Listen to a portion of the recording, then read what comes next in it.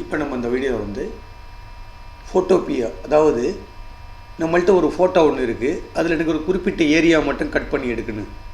அப்போ அந்த மாதிரி சுச்சுவேஷனில் நீங்கள் என்ன செய்யலாம்னா, இந்த பாருங்கள், இன்டர்நெட்டில் போய் அதாவது கூகுளில் போய் ஃபோட்டோபியான்னு சொல்லி டைப் பண்ணுங்கள். டைப் பண்ணிங்கன்னா இந்த மாதிரி ஃபோட்டோபியா ஆன்லைன் ஃபோட்டோ எடிட்டர் வரும். ஜஸ்ட் அதை கிளிக் பண்ணிங்க. கிளிக் பண்ணிங்கன்னா அந்த வெப்சைட் ஓப்பன் ஆகிடும். அதில் வந்து இந்த இருக்குது பாருங்கள், நியூ ப்ராஜெக்ட் கொடுங்க. அப்படி இல்லைன்னா ஆல்ரெடி உங்கள்கிட்ட பிக்சர் இருந்துச்சுன்னா இந்த இதை ஜஸ்ட் கிளிக் பண்ணுங்கள். ஓப்பன் ஃப்ரம் கம்ப்யூட்டர் சொல்லி கிளிக் பண்ணுங்கள். கிளிக் பண்ணிங்கன்னா உங்களுக்கு எந்த பிக்சர் வேணும். இப்போ எக்ஸாம்பிளுக்கு வந்து டெஸ்க்டாப்பில் வந்து எனக்கு வந்து இந்த ஒரு பிக்சர் ஒன்று வச்சுருக்கேன். இந்த இருக்குது பாருங்கள், விஜய்னு சொல்லி ஒரு பிக்சர் இருக்குது. ஜஸ்ட்டு கிளிக் பண்ணிவிட்டு ஓப்பன் கொடுத்துட்றேன்.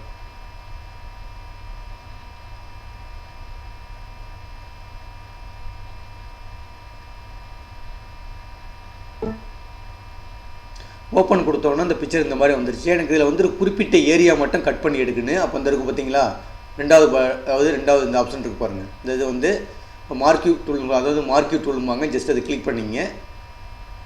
இந்த ஒரு ஸ்கொயர் மாதிரி இருக்கும், அதை கிளிக் பண்ணிவிட்டு உங்களுக்கு எந்த அளவு தேவைப்படுது. இப்போ எக்ஸாம்பிளுக்கு எனக்கு இந்த அளவு தேவைப்படுது, எனக்கு இந்த அளவு ஃபோட்டோ போதும், எனக்கு இப்போ இந்த அளவு போதும்னா எனக்கு அந்த அளவு வரையும் மார்க் பண்ணிங்க. இப்போ எக்ஸாம்பிளுக்கு எனக்கு இந்த அளவு போதும் ஃபோட்டோ, இப்போ இந்த அளவு போதும்னா இந்த அளவு மார்க் பண்ணிங்க.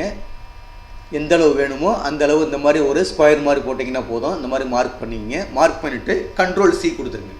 அதாவது கீபோர்ட்லேருந்து கண்ட்ரோலையும் சிஎம் ப்ரெஸ் பண்ணுங்கள். இது காப்பி ஆகிடுச்சு. இப்போ காப்பி பண்ணிவிட்டு இப்போ நேராக ஃபைலுக்கு போங்க.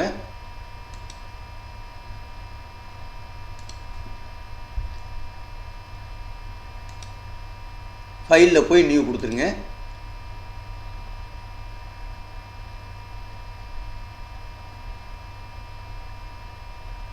ஃபைலில் போய் நியூ கொடுத்தோன்னா இந்த மாதிரி ஆட்டோமேட்டிக்காக அதே எடுத்துக்கும். ஜஸ்ட்டு க்ரியேட் பண்ணிட்டு கொடுத்துங்க.